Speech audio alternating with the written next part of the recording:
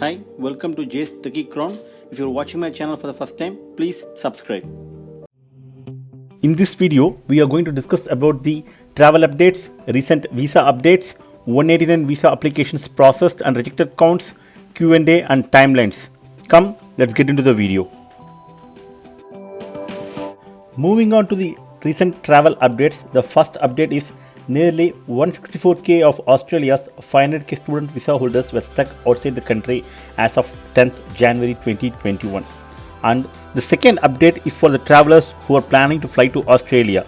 So, if you are planning to fly to Australia on or after 22nd January 2021, then a negative COVID test is mandatory. And secondly, it applies to all travelers of 5 years of age or older.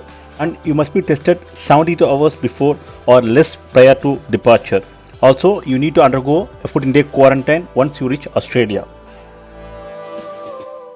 And the third update is Emirates will suspend its passenger flights to and from Melbourne, Sydney and Brisbane, and already it has cancelled its flights to South Africa, and you can verify the same in different websites and in Emirates portal. Also, you can see the details of the last flights to or from these Australian destinations as below. Let us move on to the second item of the agenda, which is the recent visa updates. Come, let us see the recent visa updates. Most recent update or announcement is from Tasmania that they are going to reopen their skilled nomination program with updated requirements to general applications on 29th January at 1 p.m. Also, they have updated saying that they have received their full nomination quota for 2021 for 491, which is 1400, and for 190, which is 1k.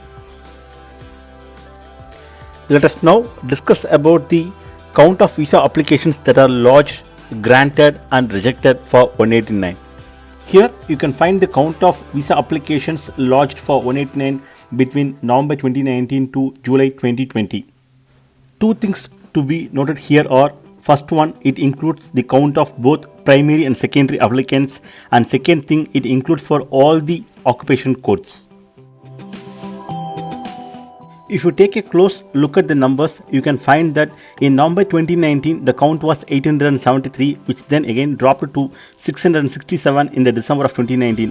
From Jan 2020, there was a steady increase in the number of applications lodged, which increased from 880 to above 1k, which then again took a sudden fall in July of 2020, which is of less than 1100.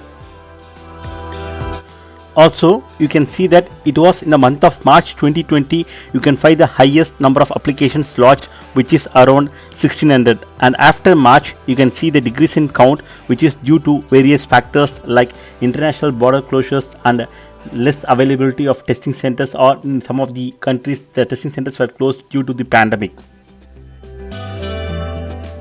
Now, let us discuss about the count of applications that are granted for subclass 189 between the month of November 2019 and July 2020.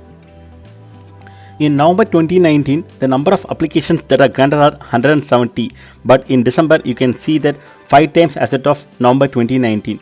And after December, you can see that there was more than 1k applications that are granted in Jan, Feb and March of 2020, and after March, due to pandemic, there is a sudden fall in the number of grants. Also, you can notice that in the month of July 2020, the number of grants considerably reduced to less than 600. This is due to various reasons, which is people are unable to collect their police clearance or unable to take their medical tests, which considerably increased their wait period for the grants. I could see more questions on people asking when they would be receiving their grant, as their wait period is too long. To answer to this question, I would say that there may be a delay in the process, as it may take a longer time than usual to verify the background of the profile to sign off or release the grant. So let us wait and hope for the best. Come, let us move on to see the count of visa applications that are refused for the same period. Here you can find the count of visa applications that are refused between November 2019 to December 2020. This may be due to false documents or due to lack of documents. So it is always recommended to submit all the documents to avoid any refusal in the visa application process. Come, let us move on to the last item of the agenda, which is Q&A. Also, note that I will be answering the questions to the best of my knowledge based on my analysis and the inputs from several sources, and the points required for invite and the timelines may vary case to case and person to person. Before we move on to the question number 1, I just want to publish the latest cutoff points for these occupation codes. You can see that there are more questions for these occupations code, so I just published this information.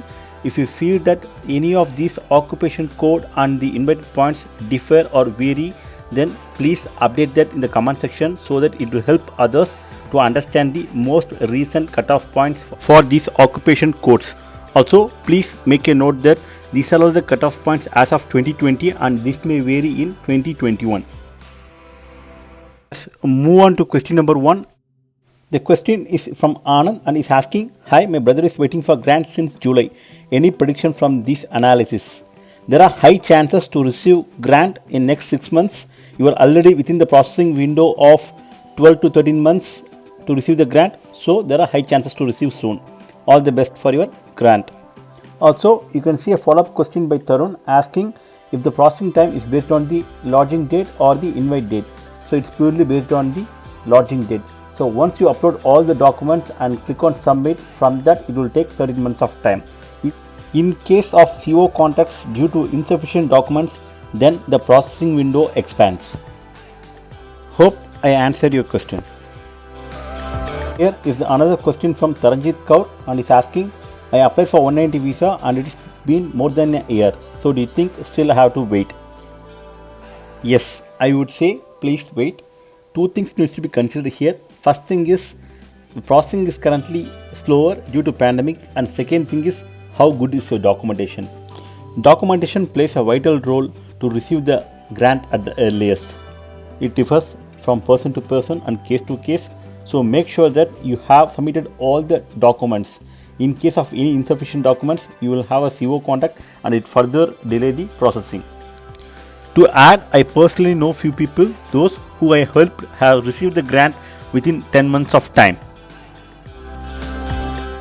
Let us take few cases to understand the processing time, and this is the first case. So here you can see that the person has applied for visa in 2019 March and he has got the first CO contact by October, and after uploading all the documents by end of October, he has not received any update till December 2020.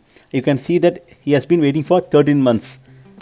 As I said before, the processing window expands due to lack of documents or due to false documents. Here is a case 2 of an offshore applicant waiting for 189 grant since Feb 2019. Case 3, this person is waiting for grant since January 2019. We may not know the case history of these 3 cases, but what we understand from these 3 cases is it may take 12 to 36 months of time to receive the grant, and the wait time has increased a little bit due to this COVID.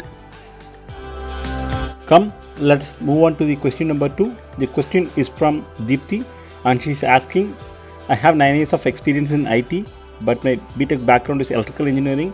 Do I need to submit RPL in order to get positive skill assessment from ACS for software engineering category?"